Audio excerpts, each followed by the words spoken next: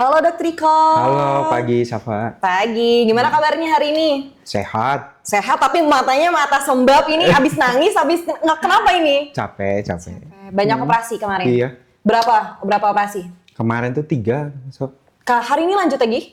Lanjut. Berarti harus tetap jaga stamina ya sebagai dokter juga ya? Ya, gitu mah tentu harus wajib. Vitamin. Betul, harus minum vitamin, terus juga olahraga ya Dok ya? Iya. Olahraga, kalau Dok Riko suka olahraga apa? Aku biasa lari. Oh lari, itu hampir tiap hari rutin? Tiap hari. Wah keren. Nanti kita pokoknya bakal banyak ngobrol sama Dokter Riko. Dan Dokter Riko ini yang paling deket sama Prof Yudi. Kenapa? Karena asistennya. Asisten dari Prof Yudi yang udah kenal dari 2020 ya. Iya, betul. Itu pandemi ya, COVID ya. Waktu itu memang saat datang memang pas lagi pandemi. Lagi pandemi, tapi keep in touch tetap terus. Betul. Tiap hari, bukan online doang depan laptop kan? Enggak. 5 tahun kenal sama Prof Yudi, berarti selain kita kan kalau orang luar kan melihat Prof Yudi itu sebagai sosok yang karakteristiknya dari fisik aja kayaknya menakutkan gitu, kayak killer banget nih Prof Yudi, tapi kan kita nggak tahu ya di belakang layarnya seperti apa. Nanti kita bakal ngobrol-ngobrol sama Dr. Riko terkait daily life-nya Prof Yudi, oke? Karakteristiknya Prof Yudi, pokoknya harus di-spill semua ya Dok ya? Siap, Pak. Harus di-setia ya. Prof Yudi, kalau misalnya Prof Yudi nonton, mohon maaf ya kita gibahin ya. Oke nih teman Prof, selain Dr. Riko ini sebagai asistennya Prof Yudi, juga sebagai kerja di RSHS Bandung ya? RSHS. Aku lagi sebenarnya lagi menempuh pendidikan juga spesialis kandungan. Oke. Itu kalau spesialis nempuh berapa lama? 4 tahun. 4 tahun. Sekarang tahun ke? Udah yang terakhir. Waduh, semoga lancar. Amin. Ya, amin. Cepet-cepet pokoknya jadi dokter spesialis ya Dok ya. Amin. Terus selain dari RSHS di klinik sini juga. Terus kalau misalnya pengen konsultasi dengan pasien, Dr. Riko tiap hari? Enggak, biasanya sih aku di sini mah sistemnya cuman kadang membantu Prof. Jadi intinya kan aku sehari-hari itu pokoknya apa yang menjadi kebutuhan Prof ketika minta tolong dan sebagainya itu aku fungsinya membantu. Jadi ketika ada pasien Prof yang mau tindakan ya berarti aku asisten. Ataupun mungkin Prof lagi berhalangan minta tolong visite pasien di klinik, aku yang visite kadang kayak gitu. Sama kayak sekarang ya Prof? Sama kayak sekarang. Gak ada lagi di Cina ya? Lagi berangkat. Lagi di Cina, diganti sama Dr. Riko. Sibuk banget. Itu dari pagi ke pagi bakal di luar rumah terus kali ya Prof ya? Prof mah selalu di luar, pagi kegiatan dekanat sebagai seorang dekan, kemudian siang pulang kan, sore lanjut praktek atau kadang malam operasi, setiap hari kayak gitu. Tapi tenaganya nggak bisa habis, bingung juga sih. Kebayang sih, makanya sebagai dokter kan kita selain fisik, mental juga nggak sih Dok? Harus tetap healing, tetap bahagia. Itu dengan cara apa tuh kalau Prof Yudi? Prof Yudi itu selalu menyisihkan waktunya buat yang paling utama adalah golf. Beliau tuh doyan banget golf. Jadi kegiatan rutin Prof tuh ketika golf tuh biasanya di hari Rabu sama kadang hari Sabtu atau Minggu. Itu hampir sering dong, seminggu 3 kali jadi lah ya? Seminggu biasanya sih 2 kali. Tapi kan dengan kesibukan beliau sekarang memegang jabatan-jabatan penting, weekend tuh sering kali nggak ada di tempat. Harus berangkat rapat di luar ataupun kayak sekarang berangkat lagi. Jadi paling rutin tuh Rabu sih. Oke. Hampir lah seminggu 2 kali rutin buat main golf. Selain main golf ada apa lagi? Selain main golf, Prof teh doyan nyanyi. Nyanyi pasti, kayaknya banyak banget dokter yang bisa nyanyi ya. Prof tuh kalau setiap acara pasti nyanyi, pasti dikasih tempat buat nyanyi. Kemudian kalau lagi sendiri biasa kadang nyanyi. Nah paling doyan tuh slang. Oh maksudnya Prof itu suka lagu-lagu slang? Slankers sejati. Kelihatan lah dari mukanya, muka-muka slankers banget. Terus selain nyanyi lah, ngapain? Kegiatan tuh ada lagi. Paling sering tuh main gaple. Main gaple? Iya. Seriusan seorang dokter main gaple? Jago banget. Oke. Itu hampir tiap hari juga main gaple? Enggak sih. Sekarang mah jarang. Seminggu sekali mungkin. Kalau Prof lagi nggak sibuk, biasanya kita main. Biasanya paling sering sekarang Selasa malam. Jadi Selasa malam kan besoknya kan Prof kadang kegiatan golf ya. Iya. Jadi Selasa malam kita main. Di rumahnya Prof biasanya sampai pagi, sampai subuh. Berarti Dr. Riko nemenin Prof juga main gaple? Nemenin. Bisa pasti. dong? Bisa. Oke, keren. Nanti bisa ditunjukin kali Dok? main gaplenya. Bisa ya nanti ya. Di under episode. Terus kalau misalnya Prof Yudi, selain kan tadi main gaple, terus main golf, dan ternyata kalau misalnya sebagai dokter itu nggak harus formal-formal banget gitu kan, kerja cuman operasi terus konsultasi sama pasien, dan ternyata dokter juga punya banyak kebiasaan dan aktivitas lain gitu. Wajib dong. Wajib kan, nggak maksudnya. Soalnya dokter kan juga manusia ya. Iya sih, pastinya bener ya. butuh hiburan, butuh melakukan hobinya. Kalau enggak mah, kalau setiap hari cuman ketemu pasien, operasi, lama-lama dokter juga bisa stres. Capek ya, benar. Harus ada kegiatan yang bikin kita tuh bahagia gitu. Betul. Dan dimana kita sebagai orang yang tidak terlalu deket sama Prof Yudi, kita kan nggak tahu nih Prof Yudi tuh kayak gimana gitu kan. Tadi aja aku sempet kaget kalau Prof itu suka main gaple. Dan aku nggak tahu nih Prof Yudi itu sebenarnya orang yang galak aslinya kah?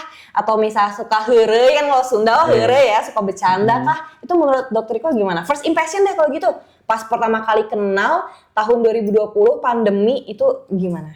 First impression ketika melihat Prof tuh segan karena Prof tuh aura wibawanya tuh kuat banget, aura kepemimpinannya juga kuat banget kan. Jadi dulu dekan ya, berarti pas pertama kali ketemu? Pas ketemu malah belum dekan. Oh, belum dekan. Prof tuh waktu itu belum dekan, masih dalam proses mau maju dekan. Jadi lagi nyusun visi misinya sebagai seorang dekan. Kemudian saat itu Prof tuh di bagian Departemen Onkologi Ginekologi Hasan Sadikin. Pertama kali ketemu. Nah, waktu ngadep, ternyata saat ngadep, kok beda banget, baik banget orangnya, humble, terus kemudian sangat-sangat welcome. Sebenarnya kan menurut aku nih siapa gitu. Datang dari Kupang, Nusa Tenggara Timur, dan sebenarnya belum sama sekali gak kenal Prof. Iya, betul. Tapi Prof ikhlas membantu, menerima kayak gitu tuh, aku juga amazed. Betul, pasti. Sangat-sangat amazed waktu itu. Ternyata walaupun dengan bertemu orang asing seperti aku, Prof sangat welcome gitu. Padahal dari fisik sih kita ngeliat fotonya Prof Yudi gitu ya, kan kelihatannya galak gitu. Terus kan bayangin aku tuh Prof Yudi itu kan dekan, guru besar, terus ya dosen juga ya ngajar. Dosen, ya dokter juga, kelihatannya dari fisiknya bugar, terus kayak menakutkan gitu. Ternyata kita first impressionnya sama ya. Lumayan kurang lebih kayak gitu lah. Tapi ternyata enggak, baik banget. Bahkan aku pernah lihat gitu ya, beberapa sertifikat Prof Yudi itu suka jadi donatur kegiatan-kegiatan, dan pokoknya pendiri rumah singgah juga. Pokoknya keren banget sih Prof Yudi. Nanti kita semoga bisa menghadirkan Prof Yudi langsung di semeja Prof Yudi ya, Dok. Pasti bisa. Bareng Dokter Iko nanti. Terus selain dari karakteristik yang kita nggak tahu, ternyata Prof itu kan baik. Terus ada lagi nggak sih yang nggak kelihatan di kamera? Kalau menurut aku sih jiwa sosialnya. Jiwa sosialnya sangat tinggi. Maksudnya ketika Prof tuh suka banget bantu orang. Banyak orang-orang yang dibantu oleh Prof.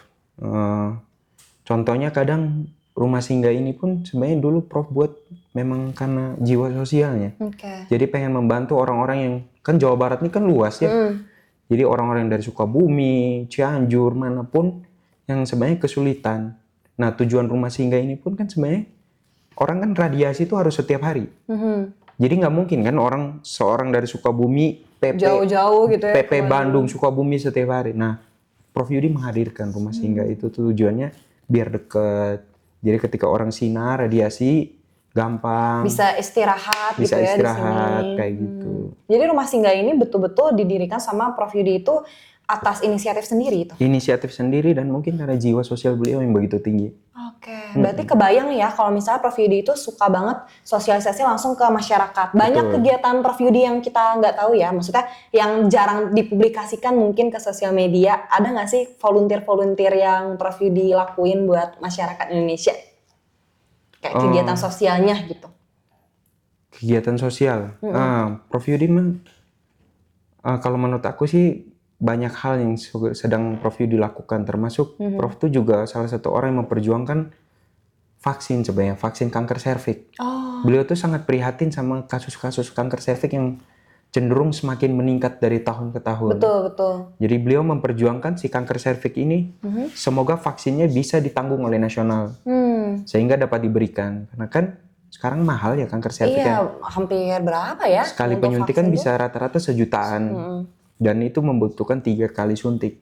Nah, Prof Yudi itu memperjuangkan sehingga si suntikan ini bisa gratis ditanggung oleh pemerintah. Nah, mungkin hal demikian yang seringkali yang tidak kelihatan, tapi beliau sangat-sangat menyuarakan kemana-mana untuk bisa. Keren banget sih.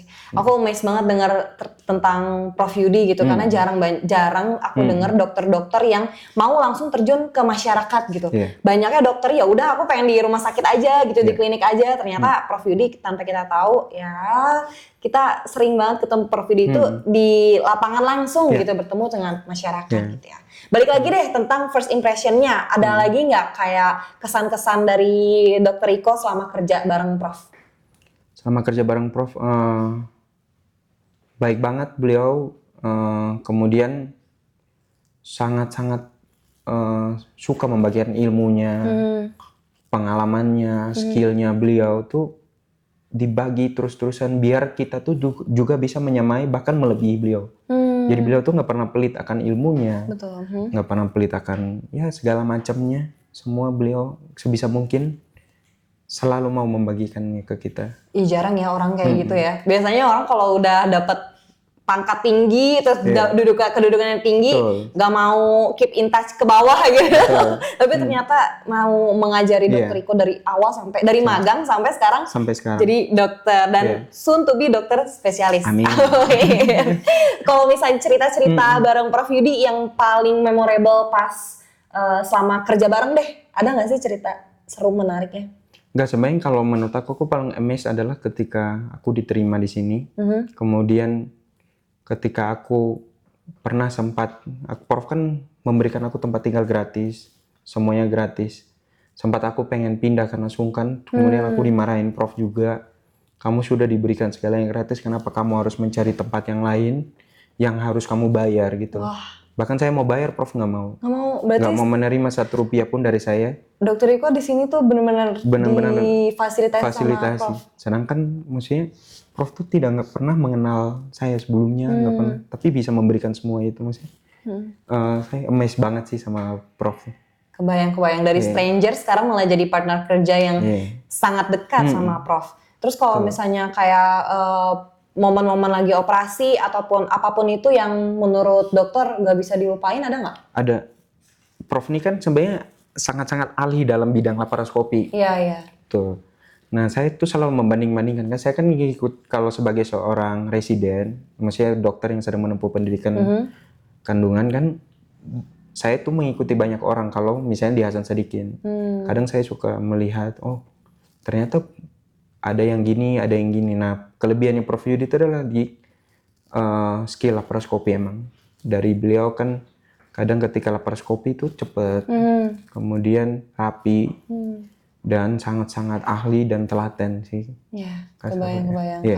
Apalagi udah banyak publikasi yang yang dibuat sama Prof. Jadi kebayang Prof itu pinter apa gitu, sejenius apa. Sampai banyak anak tuh dalam istilah dokter kecil tuh dokter muda pengen jadi Prof Yudi gitu.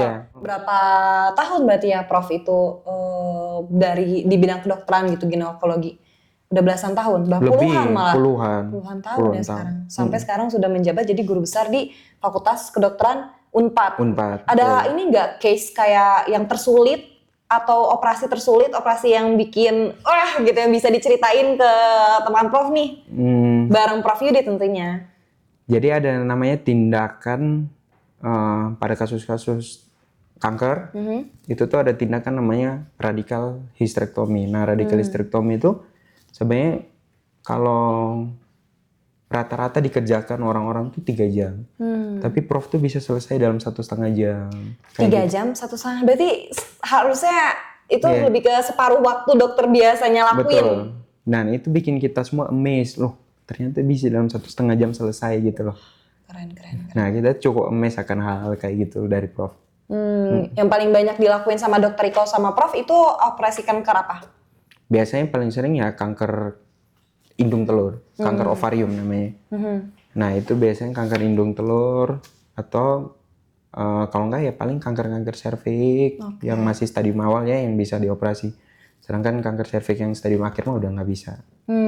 Kalau Dr. Riko berarti kan sekarang Prof itu kan sebagai dekan, masih sering bolak-balik ke Unpad. Prof kalau pagi memang kegiatannya di fakultas. Oh, selalu ke Unpad? Selalu ke fakultas. Kalau ada salah-salah waktunya mungkin kadang sesekali bisa operasi ke Hasan Sadikin. seperti itu. Jadi pasti pagi itu pasti ke fakultas. Ke sana. Dokter Iko ikut ke Unpad nih? Enggak, kalau untuk ke fakultas udah enggak. Oh, Dulu udah aja pada tahun 2020 sampai 2021 ikut ke fakultas. Mulai keterima pendidikan udah enggak. Berarti banyak sering ketemu ini dong dok, mahasiswa-mahasiswanya Prof. Jadi dulu sering ketemu. Sekarang cenderung mahasiswa nggak ada lagi di Hasan Sadikin yang koas-koasnya. Oh udah nggak ada ya? Emang ada yang mau ngebedain nggak sih dok dari Prof nih sebagai dokter spesialis gitu sama dibandingin dengan menjadi dosen atau dekan? Ada yang ngebedain nggak karakternya? Sih. Karakternya mah tetap sama sih. Sama aja ya? Terus, baik, ceplos-ceplos ngomongnya, suka membagikan ilmu. Ya, itu sih yang paling teringat gitu ya dengan karakteristik Prof. Oke, kalau begitu terakhir ya dok, kalau misalnya dokter dengan Prof, itu kan suka bertemu dengan banyak media ya, banyak nggak sih yang suka wawancara kayak gitu, dok? Banyak banget. Prof tuh suka sakit kepala, apalagi pada saat yang zaman yang kasus bullying yang lagi disorot-sorotnya tuh kan banyak banget yang mau ketemu Profnya. Oh iya, oke. Banyak yang mau wawancara dan banyak yang pengen mendatangi Prof. Dan Prof juga salah satu dekan yang dipuji karena cepat tanggap terhadap kasus bullying. Oh. Jadi benar-benar diselesaikan dengan cepat oleh Prof dan mendapatkan pujian juga kan dari Menkes waktu itu bahwa Unpad salah satu yang cepat membereskan kasus bullying.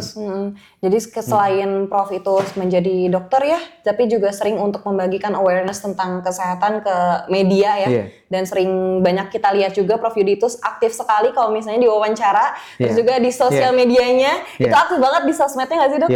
Kayak suka ngonten ya? Betul. Prof suka mulai konten sekarang. Ngevlog nggak? Belum. Belum ya, mungkin nanti kita bisa lihat ya. Nunggu dibantu Kasafa. Betul, nanti kita bakal konten bareng ya. Kita tiktokan kayaknya wajib nanti Prof Yudi nanti kita tiktokan di sini ya. Ngobrol Dokter Iko ya.